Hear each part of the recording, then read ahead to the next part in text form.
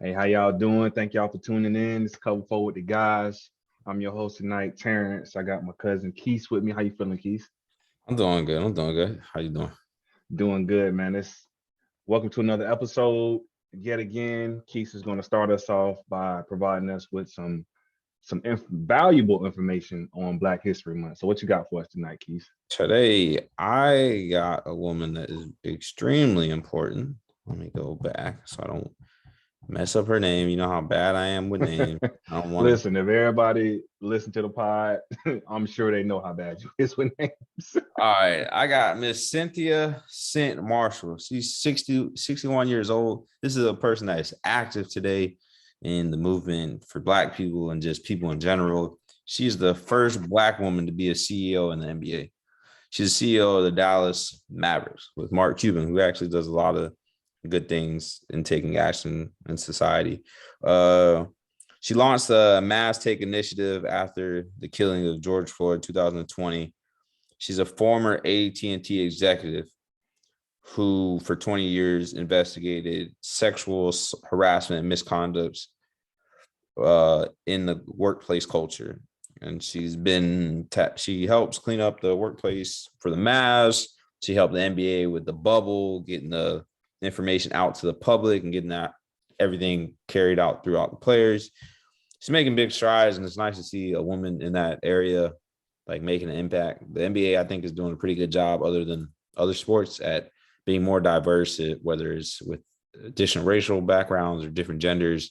You saw what's her name, Becky Hammon from the Spurs. She's landed a huge deal in the WNBA. So I feel like just being progressive like this, especially all the work that Miss Marshall has done, I think it's big, especially for Black people, but it's big just for advancing as a society, as people in general, to be able to have this diversity, people that genuinely care. Like she was investigating all these misconducts within organization for so long, not the Mavs, but when she was part of AT&T. That's pretty dope, though. I'd give Yeah, a big shout definitely out to dope. her. Yeah, respect, definitely. It's definitely some valuable information. Every time to provide y'all some pretty good info. So, you know, glad we're able to provide some further insight into some Black history. However, we need to continue progressing, and outside of just listening to the guys speak on some Black history, we need to go ahead and get the ball rolling and learn a little bit more. What else you Yeah, got, Keith?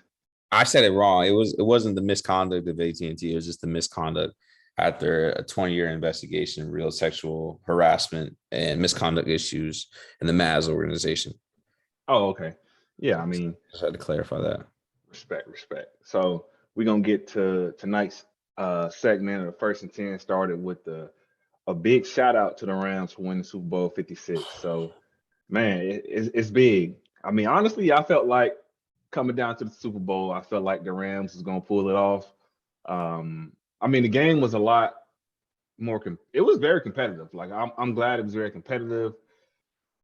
And the refs were kind of tight with the flags all game. Towards the end, they started getting a little loose with them. I feel like that's been the story past couple seasons in the playoffs have been the refs in in turn deciding the outcome of the game. Um, what are your thoughts on the Super Bowl, Keith? I thought it was really dope. I enjoyed it. Me and Dan, we went out to B Dubs, watched it. It was dope because it was like two like other three. There was like three Black families like just next to us watching the game. And the whole bar is full, people just watching the game. And I thought it could have got blown out early. Honestly, I'm Hmm. gonna be honest. If I did too. Not gonna lie. if that if that Odell injury doesn't happen, you can see they really didn't have no answer for this man. Like he had two receptions with 53 yards in a tub. Yeah, he was, And it he was was taking over the game. He was starting to take over he the was game. about to snap. I'm sad he got injured. I'm glad he got a ring though. I'm glad they were able to pull it off even with him being injured. But it was just crazy. I'm upset that the Bengals got away from the run because you know how I say I think Joe Mixon is top 5 running back. Remember we did the running back thing? And Yeah. everybody was like, nah, I don't know. I'm like, no, like he is a top 5 rusher in the league. Like Hmm. it's a fact. And I think it was like 12 to 15 attempts with 70 something yards. And they just seemed like they stopped running to him. Like why? Like maybe he was hurt. I don't know. That Higgins touchdown, That's definitely a flag. Yeah, I it think, was definitely a couple blown calls, but then when they decided to pull them out, it was like, okay, like this is really kind of deciding the outcome of the game. but I was talking to this about with a couple of people because I know a lot of people online and then people like at school I talked to, they were bitching about the game because of calls at the end. But I Yeah, played and you played like at college. I've seen refs not call anything. Get to that fourth quarter, bro. They're calling damn near everything. Like I done seen that's them true. go the whole game where they let you play, and then as soon as it hit the quarter, like nah, like they're reining in on how. And I honestly, I rather something like that happen to be. I'm not gonna lie, because then that Saints that pass interference that never got called. Imagine people are Yeah, saying the Cup. It wasn't a PI. It was a hold. That what if they didn't call that and he holds, like, you know what I'm saying? Like he yeah, does hold. The only thing that I think made the hold look weird is where Matthew Stafford threw the ball. Because Matthew Stafford puts it out in front of him a little bit more. You can see that Logan Wilson is holding him a little bit yeah. better. If he puts it out in front of him, Jesse Bates probably intercepts it because Bates is on the other side. Mm-hmm. So you had I that. mean, yeah, they could have called illegal contact. They could have called holding. I mean, especially from the angle that the ref is looking at the play as well. And I mean, he makes He's right contact with him at the there. top of the route, and then as he starts to move away from him, starting to wrap his arms around him and kind of hold him a little bit. So I mean, they can say it's a little controversial, but It was third down. It was third down too, so they would have had a whole nother down. yeah. So I feel like it. I feel like the game went the way it should. Like I thought the Rams was going to win regardless of what was going on. But I honestly wouldn't say that the refs blew this game for the Bengals because honestly, if we want to be honest, the Bengals had every opportunity to seal this game. They had every opportunity to win this game. They did. When they came out the second half smoking, right? Got the Yeah. touchdown, then got the interception on the first play. And I'm like, oh wow. And we all know the Bengals are a second half team. So I'm like, man, didn't see this happening. Bengals are a second half team, come out, score a touchdown, then they get a pick on the first play. I'm like, wow. I mean, this is Joe Burrow and Joe Mixon and the Bengals. This is their opportunity to, put their foot on the gas, put their foot on their neck, and take the game from them. And they didn't do that. So at the end of the day, it's on the Bengals. Honestly, they put themselves in the position to be, Matt Stafford driving the ball down late in the fourth quarter with the go-ahead touchdown to Cooper Kupp. Like, Hear y'all me shouldn't out. have been in that position. Like, You it shouldn't shouldn't have. came down to that. If you want to, don't try to blame it on the refs. Y'all had every opportunity to win that game. They So it's they insane. they didn't settle because they've been doing the whole playoffs. When they get in range, they kick Yeah, a field goal, which ain't pretty bad, much but automatic with McPherson. it's just in some situations, I guess you could say the Rams definitely with the Chiefs, you never want to get into a situation. It worked when they played them, but I don't see a situation where the Ravens play them or say like the Bills or somebody, and they're kicking Mm-hmm. field goals and it just don't work because they're going down and scoring touchdowns. But if you look at it, there were 6 penalties called the whole game, I think. It's 4 on the Bengals. The Bengals had 2 interceptions. The Rams got 7 sacks. Bengals only Insane. got 2. Time of possession was kind of the same, off by like a minute or so. Both teams punted 6 times. Stafford threw 2 interceptions. He didn't throw any. The big glaring thing I think is the rushing average. The Rams were 1.9 yards an attempt. The Bengals were rushing for 4 yards an attempt. Yeah. Like what? Like I don't get, like, unless Joe Mixon was injured, or yeah, like I said, Joe Mixon was injured. He was 72 rushing yards to Cam Akers 21.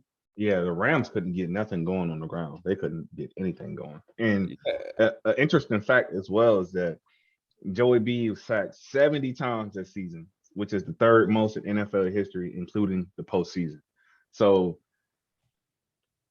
and it's just insane to even think that this man is getting hit like that. And honestly, like if you want to just be real about it, like if this doesn't get corrected this offseason, he's the next Andrew Luck. Bro, he got hurt. He got nicked up at the end. Yeah, They were he ain't gonna see the field too much. If he keep taking this punishment, he gonna be like Andrew Luck. Like, listen, I can't keep doing this. Either I'm retired, you gonna fix the old line, or you gotta ship me elsewhere because I can't do this. I remember people were getting on Carson Palmer because Carson Palmer, the old quarterback for the Bengals, he had said he was Joe Burrow, and if he wins or just get into the Super Bowl, he would reconsider signing with them because of if they don't address the old line. I mean, you got, and I get what people were saying. People were like, well, Carson Palmer doesn't really like the Bengals because after everything happened, well, newsflash, I wouldn't like you either if my career went the way it went because of you. Right. But he does have a point, but then they also have a point. Like that organization does listen to him because they did take Jamar Chase because he wanted to chase. Yeah. Let's be honest. That worked out. That was the perfect pick. Yeah. Even though everybody, second guessed it or whatever, it was the right pick. If we look at the season. You, if it was up to them and they didn't ask Joe Burrow, they probably would have took old boy on the lines right now. Sewell. They would have took Penny Sewell. So if you look at it, it's just it was, I would say the penalties, they were 4 penalties for 31 yards. And like you said, the refs didn't call. This is a small penalized game. The 6 penalties. Yeah. That's not that big when they let them play. So that's what I'm saying. Like you can't put it on the refs when, in the crucial moments, like the third downs killed them. Third downs. They're 3 for 14 right there and 1 for 3 on 4th down. That you can't do that, especially when the Rams go on that 4th down, they convert with Cooper Kupp with the jet sweep. Cooper makes the dude miss. Even if he didn't make the dude miss, I still think he was getting it because he probably would have just stretched out. He made somebody miss. Tough. That was a tough play. I think, people are going to complain that the Rams got 2 first downs off of penalties, which they did. You can't. But at the end of the day, it's like, okay, Eli Apple was holding. And then you got, Logan or whatever, the linebacker. I mean, it's tough. I mean. The thing is, too, though, a lot of people, like defenders, will grab somebody when they run at them, right? That shit's only clean at under 5 yards. And if the ball's not coming at him. Exactly. So you realize, I think he was like right at like either after 5 yards or, you get the 5 yards where you can bump the whole way. Yeah. I think he was literally after 5 yards. Logan grabs him a little bit and then kind of wraps around him a little bit. And I'm not saying he's grabbed him like holding him drastically, but it does, I would say, affects Coop was going for the ball. Yeah, so. Definitely. I mean, it definitely affects it. I feel like I said, like the Bengals shouldn't have been putting themselves in that situation. Like they had every opportunity to capitalize and, go up big and potentially, win the game. And, they just wet the bed, honestly. You should have just like, I'm trying to pull this up because Joey B didn't throw no interceptions. He averaged 8 yards. They should have kept with the running game. His QBR was extremely low. I don't remember, how they do QBR. It's very strange. Yeah. But his QBR was strange. I mean, they took advantage of the T. Higgins, but granted, a lot of that yardage came from the fucking big play on Ramsey that wasn't called. That's true. You had that Tyler Boyd drop. That was a big drop. I think it was 3rd down. That was a big drop. Yeah. And I promise you, the way Tyler Boyd plays, he would have caught it, because he was right there. He would have stretched out or just kept running. That was a big drop. I think having CJ Uzomah not fully healthy impacted them. But there's no way I'm getting away from the run game. And we're ripping off Joe Mixon at 15 carries, 72 yards, average 4.8 of. He's like, I don't get why you went away from that. It's insane. Like I said, like I feel like the Bengals really shot themselves in the foot. I feel like they could have won the game. They had every opportunity, and I feel like using the refs, at this point is just like a scapegoat for them as far as like, hey, like, oh, they're making this call, but it's like, no, like if y'all would have, all season you've been a second half team, even in the postseason, you'd be getting your tail whooped just like against the Chiefs, and then you make a comeback, right? Second half, you come out, you jump out on top with a touchdown, you go up, you get an interception, you don't capitalize, and then from there it's like, back and forth. And then the Rams finally at the end, hit that little downshift, get a little boost, get that touchdown. And then Joey B was unable to capitalize. They can say, I've seen some stuff too as well, that Aaron Donald was offsides on our 4th and 1. I ain't gonna lie, it looked like he lined up offsides. But like I say, it shouldn't have came to that anyway. If it was offsides, the refs might have should have called it. Also on the Cooper Kupp PI call, or the holding call, pretty much dang near the whole O-line, it was a false start. Hey, you know, even before that, I think it was after that play or maybe before it, where Cooper caught the touchdown, but they had 2 offsetting penalties. Uh-huh. You know, if that guard does not hold, that's a touchdown, and bitch, it's going to be a penalty accessing off the kickoff. And then even if Cooper doesn't catch it because you fucking helmeted him, Yeah. say he doesn't catch it, they're going to the 1 anyway. Big facts. So yeah. you really got to break right there because the guard or somebody I think held. So you got to break there because that literally it's a helmet. They're gonna put him at the 1. Yeah. So I feel way. Like it's a lot of things that could have went either way. But like 7 I said, sacks. Exactly. And I mean, And you gave those up in the second half. He didn't get 7 out the gate. You gave those up at the end. And in all reality, at the end, you could have been running the ball. Yeah. I mean, the refs, I don't feel like the refs threw this game. Like I said, they only threw 6 penalties the whole game, which isn't many. So you ain't gonna get a game where they don't throw 1 flag. I don't think there's been many games where 1 flag doesn't get thrown. I think this is they let them play, but you like you said, and I've seen it. Like once you get to the 4th quarter in a game, you could expect the refs to start blowing the whistle if they've been let you play. And I don't. To me. Maybe I get it. It's probably gonna be a hard adjustment, but that's on the players and the coaches to adjust. He could like call a timeout or between a break, like, hey, yo, they're calling, so I need you guys to be on it. Like, move like this to this. You had, I don't know who you had covering Cooper Kupp. I don't know if it's Mike Hilton. I know on the touchdown it wasn't Mike Hilton. Maybe you should have had Mike Hilton covering with Jesse Bates shadowing him as a safety because at that last drive, Sean McVay essentially said, hey, Cooper Kupp and Matthew Stafford are going to beat y'all. And I ain't gonna lie, Matthew Stafford had a great pass that no look was OD. Yeah, hey, bro, he literally said, if you can stop these 2, essentially, I'm cool with. I'm okay with losing the Super Bowl because that's all they had. Yeah, and I think that's bad recognition on that defensive coordinator and even the head coach of not identifying like, yo, there's only 2 people in this game that can beat us. Like, yeah, ain't nobody else gonna beat us. Like, they're backup 3rd string elevated to 2nd string. Odell Beckham is out. Higby's out. The dude replacing Higby it was on like the 3rd tight end. I mean, 3rd tight end. I feel like honestly, if it were me, I'm doubling Cooper Kupp and everybody else. I could live with a 1-on-1.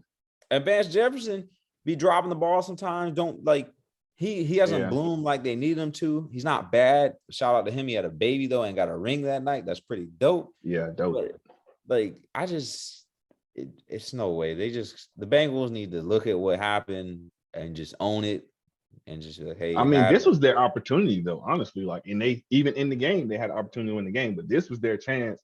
And that's the thing, to win the Super Bowl, because now it ain't going to be easy getting back there. Like, because that even if that call was bogus to you, you still had a fucking chance to score. You get what I'm saying? Yeah. That's the thing. It wasn't like that was the last play of the game and you got hold. You know what I'm saying? It wasn't like, hey, there's 5 seconds left. They called it, and then Cooper gets the touchdown. No, they was going to Cooper regardless. So why you weren't doubling this man? I don't know. First of all, why do you even have a linebacker covering Cooper Kupp down here near the red zone in this crucial clutch moment of the game? If you don't put Ramsey or they should have not Ramsey, somebody. But they should have ran man, and they were in a zone because they ran zone because the yardage. That's what I'm saying. You got the linebacker covering Cooper Kupp. Barbecue chicken. It should have been a flag. It should have been a touchdown on that play. You could have ran a zone where maybe one dude, the corner, just follows Cooper, but I think Coop was in the slot when he ran the post, like the end post, like the end route. Yeah. So maybe I just put a corner on him, man. You know how sometimes it'll be a zone, but there's one dude that just mans up with somebody. Yeah. Maybe you do something like that. But I kind of get why they were in zone. But I don't get it because there was only one dude that could have beat you. That's what I'm saying. I would have doubled Cooper, and I'm living with the one-on-ones everywhere else. So you should have been run the ball. I know you're not running. You got 2 interceptions. So in all reality, you probably could have ran man and been like, hey, make a play on the ball because y'all been making plays on the ball the whole night. That's what I'm saying. I'm living with those other one-on-ones. Cooper Kupp, you can double. You're not beating us. There's no OBJ. You don't got no tight end. That's a playmaker. Then you got, like you say, Van Jefferson, like him, but like you say, he does drop the ball. And then they had, honestly, I'm trying to think of what other receiver. Yeah, the tight end, that was it. But there's only, and even when they got to the goal line and did that throw, I'm gonna be honest, looking at it and seeing the routes, there's only like 3 routes you can run getting at the goal line to me. Fade, slant. A fade, a slant, or an out. And I'm going to be honest, Yeah. the fucking out and the slant are hard to throw because if you watch the Super Bowl, you saw what happened when Russell threw the slant in. He threw the pick because everything's congested. The out, you need at least more yards than they had to run the out because off the dude cutting when he comes back out. You're running like a mini comeback pretty much. It's like, boom, and then try to turn out. Yeah, exactly. So it's kind of hard. And now why the route they ran with the fade, essentially, it wasn't even like a deep fade. It was just like a fade immediately. Yeah, it was just like, listen. Yeah. Because in all reality, you got to think most people, they run that fade to the back, to the cone. Mm-hmm. So Cooper, normally a receiver would have faked and then put his hands up again when the ball was coming. Like he would have faked to get the corner, in that case, Eli Apple, to bite and then get the ball at where the cone's at. And I mean, honestly, like if he out there running a fade on me, bro, I'm looking for the back shoulder. There's no way in hell I'm thinking Cooper Kupp finna go over top of me. Hey, I mean, against Eli Apple, I definitely like Cooper Kupp going over the top. I ain't gonna lie, I like Cooper Kupp against him too. But as a DB mindset in my mind, even Eli Apple at that time, like, hey, like this Cooper Kupp, like I know he not finna. Like you said, just the recognition of who was out there. We've seen players like on defense, right? I've seen even Ramsey, right, where someone's getting cooked on the other side, and he'll sprint to the other. I've seen receivers sprint on the other side. So say the line's still getting adjusted or they're still moving out to the ball. Yeah, and you can see the receiver coming out to you. Yo, switch. We're not doing it. You get what I'm saying? Or they stayed near the line of scrimmage, and then Stephon goes this way, Ramsey go with him. I've seen Gilly follow people. Like he sees the dude come out. That's what he do. Exactly. He shot the best receiver all game. If you could have did something where if you knew that was happening, put Mike Hilton on him and had Jesse Bates cheat on that side, then in all reality, like we were saying, did Jesse Bates or the linebacker cheat on the in route, they can jump it or light him up as soon as he catches it. And all Mike Hilton is covering, like we're saying, is the over the top. Like, hey, he's either going to beat you this way, but you have help inside.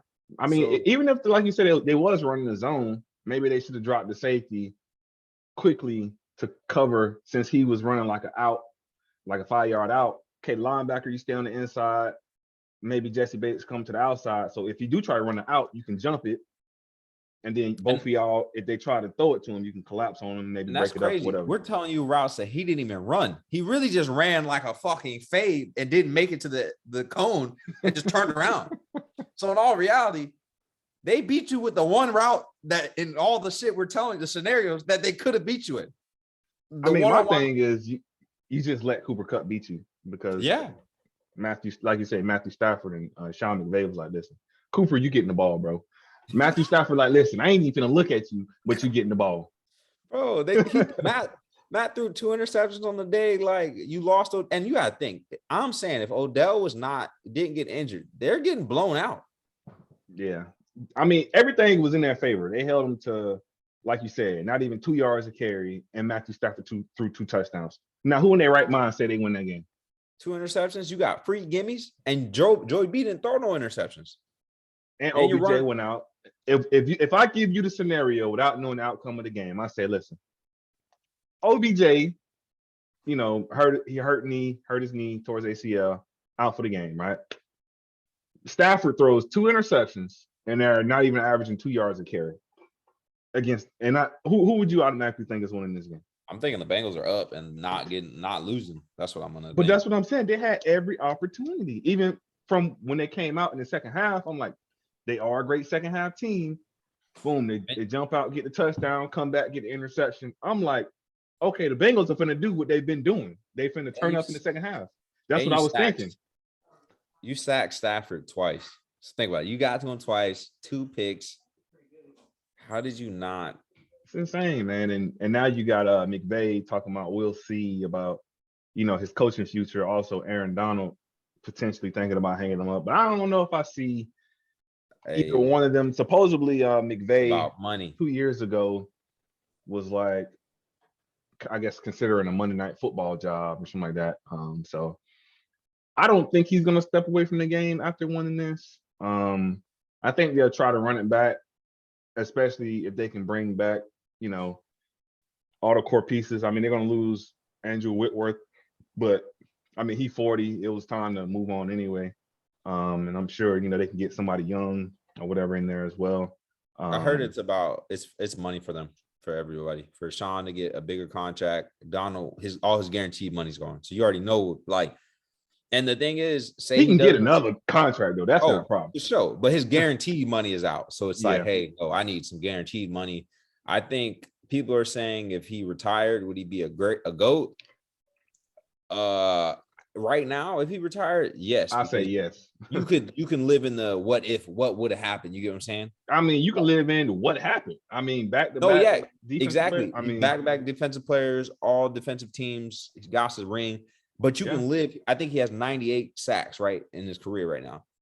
But who's to say he doesn't take the decline like JJ Watt did or some of these other dudes did? Because then you can't compare him to a dude like Reggie White or Lawrence Taylor or all these other dudes, because their fucking stats are insane. I looked them up. They are, but then you got to look at it too. Like when you get literally Aaron Donald be getting triple teamed. So it's like you got that big of an impact on the game. I mean, I kind of expect your numbers not to be like, a Reggie White. I mean, Reggie Wayne. Right. Well, I don't know why I said Reggie Wayne. Reggie White. But you know what I'm saying? Like, I wouldn't expect you to get as many sacks when you getting triple team. Like, but the thing is, he's not in the inside no more. They put him out on the end. Reggie White did the same thing. Reggie White was defensive tackle, went outside. But I mean, it is a longevity thing. So when you're playing so long, you get what I'm saying? At some point, it does end into a longevity thing. But you got somebody like Julius Peppers, who Julius Peppers played on the outside. He's 159 sacks. Like, there's obviously dudes that are on the outside that are like, okay, well, they were on the outside. He's not on the inside. But then people are going to bring up, like, Robert Quinn has 101 right now. I'm not saying Robert Quinn is JJ Watt at all, or Aaron Donald. JJ Watt has 102. If he's really going to retire, then yeah. But if he's not going to retire, he is going to make the Hall of Fame, but he going to have to turn it up a couple notches. Like, yeah, I mean, I feel like he'll make it even if he was to retire. Oh, yeah, I think he's going to make it. What if? I mean, continuing to play, I mean, he's just going to do nothing but, rack up more stats. It might not be up there, like you said, with a Julius Peppers or nothing like that, just based off of, how teams scheme for him. But, I mean, he'll definitely, maybe 120, 130. I can see him getting around there. And then, that's solidified 30? For sure.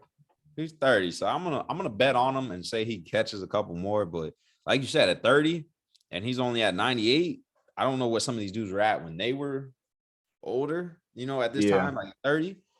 But I'm willing to bet not no motherfucking Michael Strahan or fucking Reggie White were at 98 at this point. Yeah. So man, it's just insane. But definitely big shout out to the Rams, man. Same thing, Matthew Stafford finally. It's the years of the quarterbacks. You got Tom Brady moving on in his first year getting a ring. Stafford moving in his first year getting a ring. It's insane. Definitely happy for Matt Stafford after being drugged through the Lions organization for such a long time. I'm sick of that though, because I know a couple people that were trying to get out that didn't get their chance to get out of there, and it's fucking annoying. Because it is, man. I remember watching Barry Sanders highlights, and I used to watch Barry Sanders and Eric Dickerson highlights all the time. Barry couldn't get out of the Lions. No line. Calvin wanted out, couldn't get out. So Matthew Stafford just gets. I know he could have had a couple more great years. Boy, Calvin probably still be on his last leg now playing. Yeah, and he's in the Hall of Fame already. So it's just, you look at something like that. I don't. If you're gonna hold everybody, for me. Yeah, you can't be doing that, bro. It's the mentality of it. I think it's just a bad look all the way around. There's no way I'm not letting them dudes out. Because what did Barry Sanders or Calvin do? They were stand-up dudes. There's no way you can tell me those dudes were bad dudes. And you're just like, it's just like a Von Miller, towards the end of his career, like, hey, we're not doing anything. Let's send you to the best opportunity for you to win a ring. And what happened? They did that. That's the funny thing. The organization did that. That's what I'm saying. If you asked him, he was like, "Oh, I thought I was just retiring in Denver." That's what I'm saying. Like, you got organizations that were like, we're wasting your time, bro. Yeah, we love you. We would love for you to retire, a Bronco, but like you said, we're wasting your time, and we know the type of player you are, your character, all of this. You should be competing for championships. And they sent him off, and got another ring.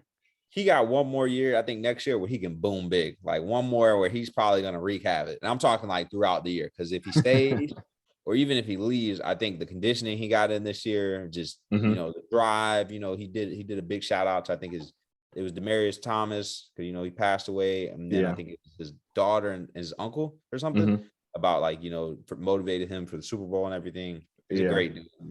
He's super country too, bro. So funny. Yeah, he is. So we got your boy Kyler Murray responding saying, "This is nonsense. This nonsense is not what I'm about." So he's saying that anybody that has stepped in between the lines with him knows how hard he goes on the field. So I think he's missing the point, though. Nobody's saying that, hey, Kyler has a talent issue. Same type of thing with man, why is my mind going blank right now? The quarterback with the Steelers, Dwayne Haskins. Same thing. Nobody's saying it's a talent issue. It's a leadership, it's a character issue. Like, they're saying that supposedly he's not a first in, last out type of guy. So, and apparently he has some leadership issues. So, after deleting all the posts with the Cardinals and taking them out of his bio and stuff, the Cardinals in response deleted all the posts except for Kyler Murray. So obviously they still love him. They want to build around him and continue going with them. But I mean, the relationship definitely has to be fixed before the start of next season. They had a lot of expectations, especially with the way it started. The way the season started, they had a lot of expectations, and we all know how that crumbled. So definitely unfortunate for them. But what do you think about this whole Kyler situation and his response? I think people harp on the quarterback being a leader too much. I get it. I do get it why you would want them to be a leader. I'm pretty sure there's been quarterbacks that haven't been leaders that were winning games, like Brett Favre. Yeah, exactly. So you got that. I could just name a few. Like, I don't even think Joe Flacco was that big of a leader for us probably when we won the Super Bowl. And I'm not saying he wasn't a leader, but he probably wasn't. I know he wasn't the vocal point leader of that team, because it was fucking Ed Reed and Ray Lewis. Yeah. So I mean, if he's not in a big, it depends what they expect from him. If you're not, you can't have expectations for someone if you don't communicate those expectations. You're setting yourself up for disappointment. So if you never sat this man down and said, "Hey, we want you to be like this is what we expect from you," you're making yourself disappointed at the end of the day, because you didn't communicate those expectations effectively. Now, if it turns his head and it's kind of ugly, bro, trade his ass. And I'm standing somewhere. I bet even with the Eagles having Jalen Hurts and essentially getting the same type of quarterback, just a better arm, short, mobile, they probably send you there first for him. The Colts damn sure would. So if you have to trade him, I think you can make it shake, because you can send him to Indy. Indy would send you Wentz in return. Granted, Wentz has a ridiculous contract, but if you get Wentz and say you get a legit running back with Nuke, and those, like, let's be honest, they got some weapons. To me, they got weapons. They're missing like a legit running back. Like, it can't be run by committee. I know James Conner had a bunch of touchdowns. He did great. He had a great year. But they need like a all down back, like a Dalvin Cook, a Derrick Henry, a Jonathan Titt. Like, they need that type of back in that offense. But yeah, I mean, they definitely got the weapons for, like you said, if a guy was to come in, like, there's no reason for you not to be successful. But I definitely think they have to fix this relationship. We know he can take command of the offense when he goes out there. We know, when he goes out there, he gives them the best chance of winning, and he's, elite. We know that. But just from like a character standpoint, it's crazy. And I feel like, there's still going to be a lot more stories that are going to come out in regards to, his character behind closed doors and stuff like that. If I'm the Cardinals, I'm not letting it come out unless I'm going to trade him and move off of him. I don't care if this man has showed up late to like 4 practices and we just kept it under the radar. I'm not saying it because, at some point people don't be saying that. They keep it under the radar. You kept it under the rug for a reason. Yeah, it's gonna be bad blood. I feel like that's gonna, it ain't doing nothing but hurting the situation, because you're trying to mend the situation, and if you're throwing gas on the fire, that's not helping. They got some real answers that need to be answered. So if I could keep Kyler Murray, they need to get a corner. They need a running back. They probably should go all in on Gilly. I think Gilly's probably gonna land with the Niners, but if you're a team that needs a corner, Gilly's going to be what, 30, Yeah. 31? I I'm mean, going all in on Gilly or I JC. definitely think if they get a corner, like I said, they can get a running back. Maybe a little more O-line help as well. I feel like they don't have too many holes to fill because obviously they got a lot of skilled players on offense, and Bruder Baker and their defense is they're pretty solid. They got speed just on the defense. It's yeah, crazy. they got a lot of speed. So I feel like for them, they're probably going to let Chandler Jones walk. Yeah, he's gone. Chandler's Yeah, gone. but I think they don't have too many holes to fill, I don't think. But definitely keeping Kyler is going to be crucial for them this offseason. So, getting back, good with Kyler, I feel like it's going to be very important. And you also got Brady saying he's content and happy with his decision to retire. So, question, is this a plot to get to the 49ers? Because listen, retired. Well, he pretty much retired from the Patriots and retired from the Bucks. I think he's done with the Bucks. Like, he sees like, hey, like this year was the last year for us to be able to contend for a ring. Yeah, I'm retired. So y'all go ahead and cut me. Now I'm free to go over to 49ers. What you think? You can't let Trey Lance sit on the bench no more. I think Tom's great, but unless other people come to that offense, it's not going to work with just Tom. Like, they got Terrance Williams, best left tackle in football by far. You got George Kittle, and you got Deebo Samuels. But let's be honest, you need a number one receiver on the other side of Deebo. I think it could potentially work just based off of their run first offense. So Tom would definitely benefit from the run, play action, and we know that Tom is going to hit those throws that Jimmy doesn't hit. But they're missing like key spots though. Like, he's not going to get the receiver core he had in Tampa. It's going to be better than the Patriots. It's a different type of offense though. Like, you got Deebo running that Y back or whatever, like just getting your playmakers the ball. That's the type of offense they have. Like, hey, like we're gonna pick and choose when to throw the ball, and we know Tom can. He's deadly accurate. He can get the ball anywhere. So I mean, if they can, I wouldn't say it's a terrible idea. I don't think it's a terrible idea getting Tom if you're any team, but I just think it depends on how you add, because they don't have any depth at positions. That's their problem. Like, they at receiver, they got Brandon Ayuk. I don't know why Mohamed Sanu is still in the league. I'm willing to bet you're gonna go run better routes than him. Yeah. And then they have they got Kittle, but there's nobody behind Kittle. You know what I'm saying? Like, Jawan Jennings. Yeah, the defense is great, but they don't got no type of corner help. They're like, their defense is definitely, they need some help on defense for sure. Yeah, like they need a corner, another linebacker. So I'm just saying, like, if those holes get filled, and say you get I don't know, maybe you get a Mike Williams, or you can get Allen Robinson in that offense on the other side of Debo. Then you can get a Mike Williams. That'd be tough. Yeah, then you could be like, okay, like adding Tom is a difference maker. And I want to say Raheem Mostert is a free agent this year after his injury. Not too sure. I don't think. I'll have to look into that. I'm not sure. Check. I want to make sure. I think he is a free agent, but he's extremely fast. But another problem is that he's not always healthy. Yeah, he's not healthy. So I don't feel like it'll be. Honestly, I feel like that's been their issue with pretty much all their backs. So we know they're a run first team, but now you got somebody who's pretty much proven that he can stay healthy in a Deebo Samuel, and they sprinkle in the running backs. So I feel like maybe they can, draft a young running back like a James Cook, Dalvin Cook's little brother from Georgia or something like that. He's an unrestricted free agent in 2022.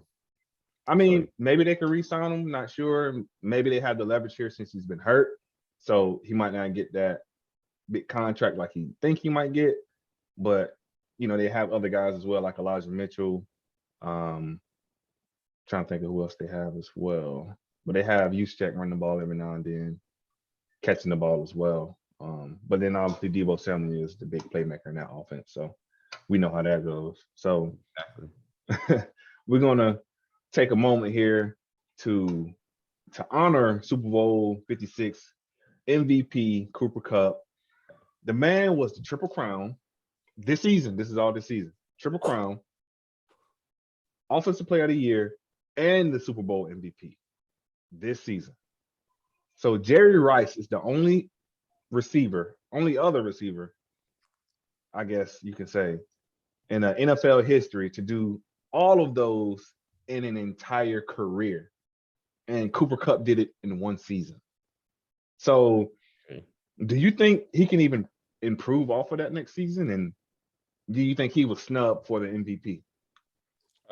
I do think he was snubbed for the MVP because remember I kept saying it gotta go to someone other than a quarterback. Like I'm sick of seeing a quarterback get it. I mean, next year it's gonna run through him. Robert Woods is great, Odell's great, but they're gonna be coming back from rehabbing injuries, so he's still gonna get the ball. They don't have a dominant running back. Cam Akers, he just came back from injury. Maybe next year he plays better and he can be a force, but I feel like he's like a third down back and just like you can utilize him in different ways. He's probably not an every down back like how they want him to be. Tony Michelle's going to be gone. He's special, bro. I think people forget, like, he got some numbers, but the thing was he was always along with Robert Woods. And early on, they were a run heavy offense with Todd Gurley. So it wasn't like he was getting just the ball all the time. And I think there's a difference between him. Like, people bring up there's not that many wide receivers. There aren't. And he's better than Wes Welker. He's better than Edelman. He's better than all of them. Like, he's nice. Take him easily over those dudes. And he definitely, puts the perspective, he ain't just your average white boy you see out there. Like, I feel like people the man didn't have any offers coming out of high school.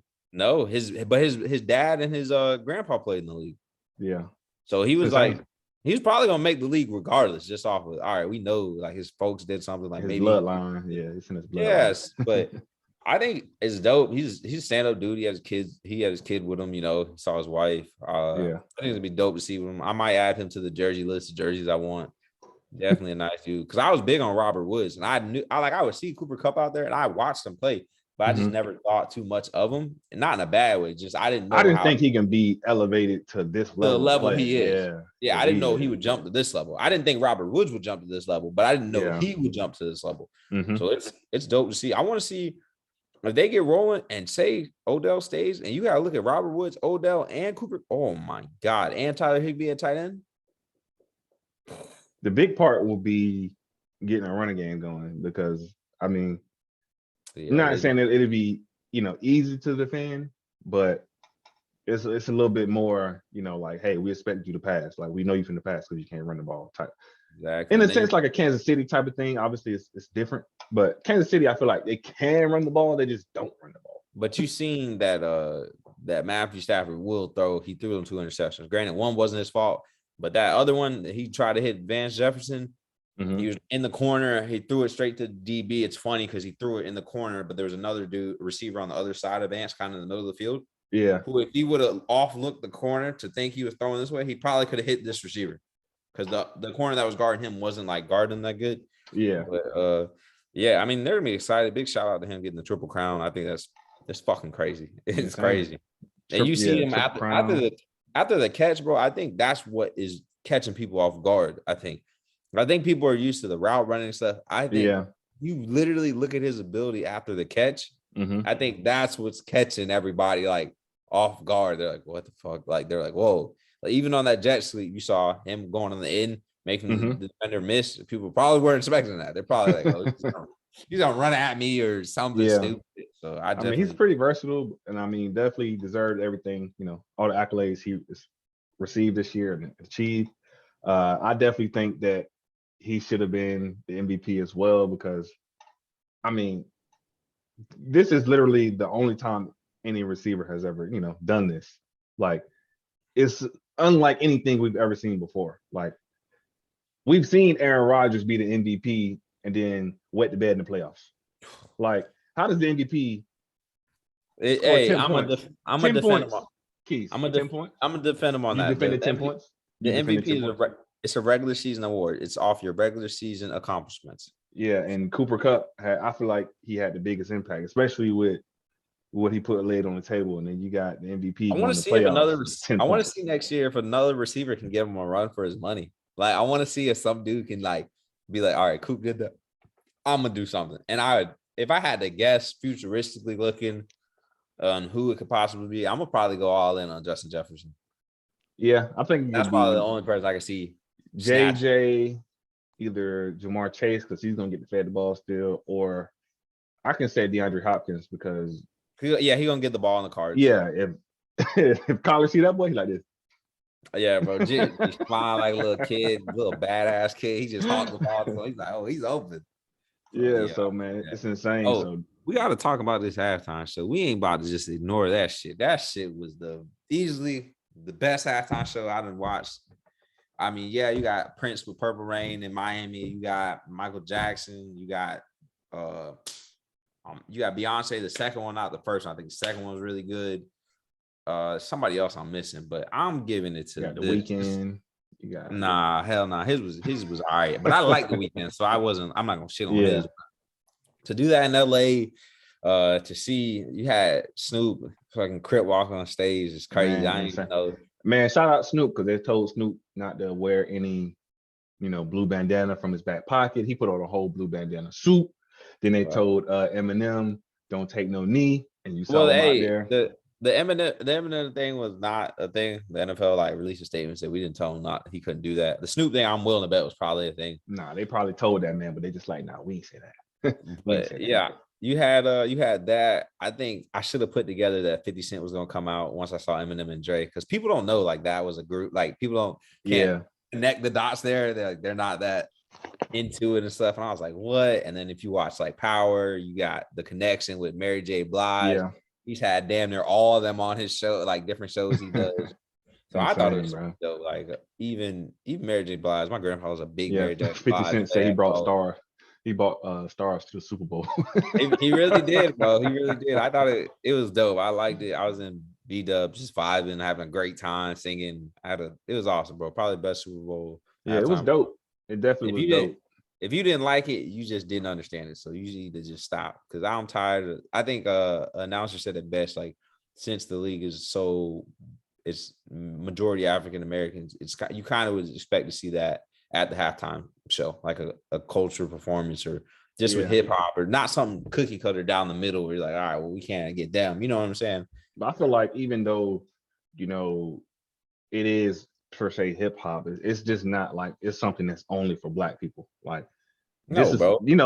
That music that music was also a lot of people's childhood or teenage years, whether they were white, Black, whatever they were. A lot of people was rocking to that. If only Black people listen to hip hop, bro, there would be no Eminem, bro. Come on now. He played that Lose Yourself, bro. That's white people's dreams and nightmares. That shit had I was rapping. I ain't gonna lie. I was rapping. Bro, I looked at the bar, bro. This dude was losing his mind. That shit was dope. I don't care what nobody says. It's dope. Imagine if you would have got to see a Super Bowl, Wayne in his prime performing at the Super Bowl. Imagine how crazy that would have been, bro. Boy, come on now. That would in his prime. Oh, that'd be tough. Wayne, it's just Wayne. It's just the Wayne halftime. That's it. Nobody come out. Yeah, nobody else. Just Wayne. So I think the league should definitely, and they were all from LA. Granted, you had Snoop, Dre, they're from LA, Kendrick, and people forget Kendrick was out there too. Yeah. 50 is from out east. Mary J. Blige from out east, but everybody else, and Eminem's from Detroit. Everybody else is from homegrown. So I think that's dope to do that. Maybe it was definitely dope. Guys that actually support these, teams, they're from this area, they support the team as well. This is where we're from. Giving them an opportunity to come out and be a part of that is definitely, definitely special for sure. I would have to say. Yeah, my favorite one easily. Having 50 Cent hanging upside down. So my jet now we got back over. Now we're coming to an end on our season here. So we got the 4th and 5 here. So Keith is going to tell us what he would like to see from the Ravens this offseason. People are saying get Honey Badger. I think Honey Badger is going to cost too much money. Do not get him. That's just me. Trade up and get old boy from Cincinnati, the corner. Mm-hmm. Get another corner. Kyle Fuller is going to be a free agent. Carlton Davis is going to be a free agent. I know the Bucs aren't going to tag him because his tag tender is high, and he is not that good to get tagged that high. Whew. So you got him, Casey Hayward from the Raiders. He played great this season. I want to see them get a corner. Maybe you can add a safety, but you need a corner, lineman help. Another tight end wouldn't be too bad for sure. Running backs, maybe you could find someone as a a backup plan just in I case think, Jake. yeah, I think y'all will be all right at running back as long as y'all got JK and Gus the Well, Bus healthy. yeah, if they ain't healthy, like just to monitor the situation on possibilities, you can probably get receiver wise. It ain't gonna help get no fucking receiver if the playbook don't change, so it don't matter. I wanted them. I remember last season I was saying get Marvin Jones. Look what Marvin Jones did for Jacksonville, and I bet you he wouldn't have cost us no crazy money. He don't. I think he's getting paid $6 million next year. We could have easily afforded that. Kenny Golladay was a big disappointment. Maybe I could trade for him. Oh no, we'll take a hard pass. Jit getting paid way too much, and then if they can get, and they don't got that much money to stretch, so that's the other problem. Like bringing back Calais Campbell, we probably aren't going to get Justin Houston in the mix. Maybe we can get Von Miller or Chandler Jones. That's high wishful thinking. I don't think that's going to happen. But maybe getting a veteran linebacker. You got Deion Jones out in Atlanta. Maybe you can send Atlanta a first round. You got Campbell too from the Packers, who definitely outplayed his 1 year. He outpaid his bid, but I think he's going to demand like a decent, not an insane contract, but he played great this year, so he's going to. Boy, yeah, he had a season. I think he was 1 year like $2 million. Like, so he going to command something that's respectful to what he just did. I think if you send Atlanta, maybe like. I'd send Atlanta first for Deion Jones. I'm not gonna lie to you. I think he's good. And he's I think nice. He's just in Atlanta. That's the problem. Yeah, I would send them a first, right? Like we got two firsts. We got Kansas City's first. So we're not gonna take a fucking receiver. Let's get that out of our mind. Unless we can move up and take old boy from Cincy. Mm-hmm. If we can't move up, because we got to move up a couple slots because they're saying he's gonna be gone. If we can move up a couple slots to get him, I get that or get a center. Then in turn, I would try to trade the first from Cincy or Kansas City to get. I'm pretty sure Atlanta would go for it. They can unload his contract, go to whatever they're trying to do in the future, and it's a first round pick. He's older, it's a first round pick. I'm sure they probably would consider if they need multiples. Maybe send them if they want multiples, then I would probably give them like 2 seconds or maybe like 2/3 and a fifth or something. Something later on for sure. Yeah, if they want multiples other than just the first, then I'm gonna break it down a little lesser. Running back thing, pay my man Lamar. I'm sick of this shit. It's time for that boy to get paid. He deserves it. He's worth it. And fire Greg Roman, bro. Please fire him, bro. Like, I gotta change the playbook on Madden when I play the game because I don't like our playbook. Come on. Bro, there's no way y'all gonna be like, yeah, let's just rock with this. There's no fucking way, bro. So hey, he said it's been working. Ain't no problem. we let go of Wink Martindale because we went from the top defense. We finished, I think, like 20th this year. Terrible. And he had injuries on the defensive side. Granted, Martindale's scheme is ridiculous sometimes. I think he's good, but we're giving people lead rushers essentially. Yeah. So I'm tired of seeing that, but yeah, that's my little spiel. I mean, as far as these good old boys go, we need a quarterback. Man, we need a corner bad. We need multiple corners. Like, if we sign, priority number one got to be. What if y'all don't sign JC Jackson? Boy, I'm gonna be. I have a feeling you guys aren't going to side him. Listen, I'm not gonna lie to you. I'm not gonna lie. Belichick always. If he can do one thing, he can find the corner, bro. Like Malcolm Butler. I don't JC care, Jackson. Bro. JC Jackson is nice. Kenny Moore. We got Kenny. We had Kenny Moore before he went to the Colts. And Belichick didn't want to let him go, but we couldn't keep him. You only let Gilly go because Gilly was getting older and wanted to get paid. Gilly's he wasn't playing and he wanted a pay bump. And it's like, you're injured. Why would we pay you as a top guy? You're not even playing. I'm willing to bet whoever get Gilly next year, Gilly finishes a top 5 corner next year. Oh, more than likely, I'm sure he does. Hey, listen, he posted, I believe he tweeted a picture of him and Belichick at the Super Bowl. Saying a reunion might be, it would be nice. But if you're gonna do a reunion, there's no way I'm gonna pay Gilly and not pay JC. Like, come on, bro. You can lock up the corner for long term. Like, it's hard. I would lock up JC Jackson for a longer term because Gilly is getting a little older. But re-signing him, we need to get a safety. Maybe move Jalen Mills to safety because he's not a corner. Tired of seeing him getting burned up at corner. He needs to move back to safety. And we need to get faster at linebacker. I think if you guys put someone on the other side of Judon, that'd be nice. like maybe another end. That'd Yeah, be I mean nice. we got Got the rookie from Uche, the and we defensive got tackle. But if you could put no like Christian Barmore is nice, and then we got Dietrich Wise. if you could put like a dominant end on the other side of him, like say if some weird reason you guys get Chandler Jones, boy, that'd A be scary. reunion? Yeah. I mean, and he's from up there. He's from up north. Like his whole family's from up north, so it wouldn't be shocking if he did something like that. I don't think, but I I would. wouldn't be mad at all. I ain't gonna lie to you.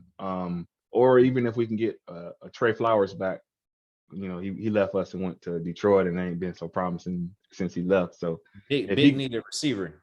come on now, that was top of the list too. So Boy, I mean, I'm looking at guys like Perkins from Georgia. I'm looking at Jamison Williams from Bama. I'm looking at Traylon Burks from Arkansas. But then I'm also looking at somebody who could potentially fit like a Chris Godwin, Allen Robinson. If we go the route of bringing veterans in. if you But can get listen, if we can get somebody that like a Jameson Williams or a Mechie or somebody that played with Mac Jones, we see how it worked with Joe Burrow and Jamar Chase. I'm not saying it's going to be the same exact thing, but they already have that connection. And also, we need to figure out what the hell going on with our coaching staff because we losing everybody.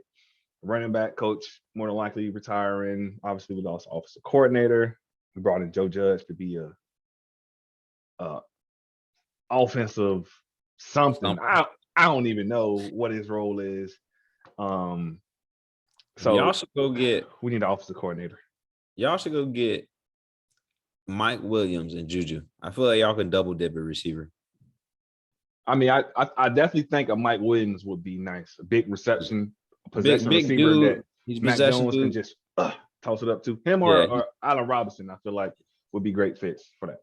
I think he's gonna make. I think Mike's a better fit.